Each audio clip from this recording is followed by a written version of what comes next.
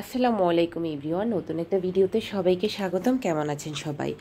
আজকে আমি আপনাদের সাথে শেয়ার করতে যাচ্ছি মজাদার একটা মাছ রেসিপি। আমরা তো মাছ অনেক রকম করে খেয়ে থাকি, তো আজকে যে রেসিপিটা, এই রেসিপিটা ভীষণ মজাদার এবং আনকমন। সচরাচর আমরা কিন্তু এইভাবে রান্না করি না।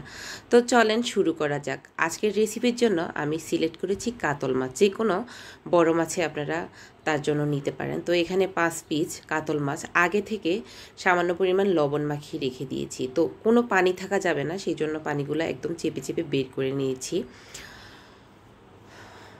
তো চেপে চেপে বের করে নেওয়ার পর এবার আমি মেরিনেটে চলে গেলাম।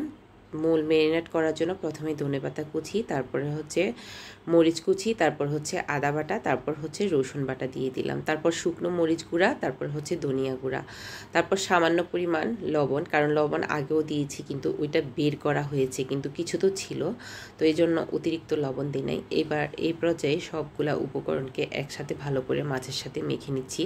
তো এবার দিয়ে দিচ্ছি লেবুর রস। তো লেবুর রস দিয়ে ভালোভাবে মেখে নিলাম। যেহেতু আজকের মাছ রেসিপিটা হচ্ছে আচারি ফিশ ফ্রাই, সেজন্য আচার তো অবশ্যই লাগবে। টক আচার দিয়ে দিলাম, আমের টক আচার, আর দিয়ে দিলাম সরিষার তেল।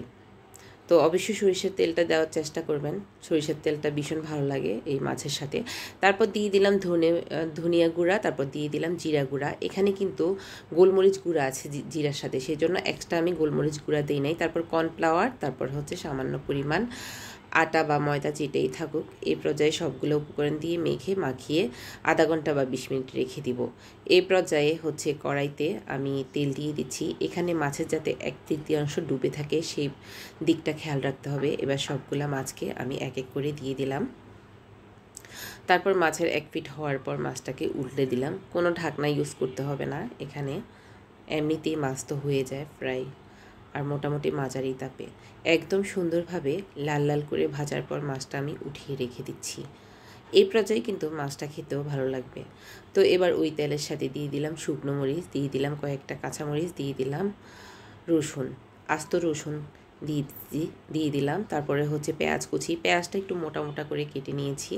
এই পরিমাণে সামান্য 1 চিমটা লবণ দিয়ে দিলাম, যাতে এগুলোর সাথে লবণ হয়। তো মোটামুটি ভাজার পরে আমি দিয়ে দিচ্ছি উপর দিয়ে মাছটা, কারণ পেঁয়াজটা একদম ফ্রাই করব না, পেঁয়াজটা একটু নরম থাকে। ওই অবস্থানে মাছটাকে উঠিয়ে নিব। ধনেপাতা দিয়ে মাছটা উঠিয়ে নিচ্ছি। দেখেন কালারটা কত সুন্দর হয়েছে। মজাদার এই আচারি ফিশ ফ্রাইটা আপনারা অবশ্যই বাসায় ট্রাই করে দেখবেন যে ভীষণ মজার, আসলেই ভালো লাগে। আনকমন টেস্ট, সচরাচর তো আর আমরা এইরকম করে করি না। তো আল্লাহ হাফেজ সবাই।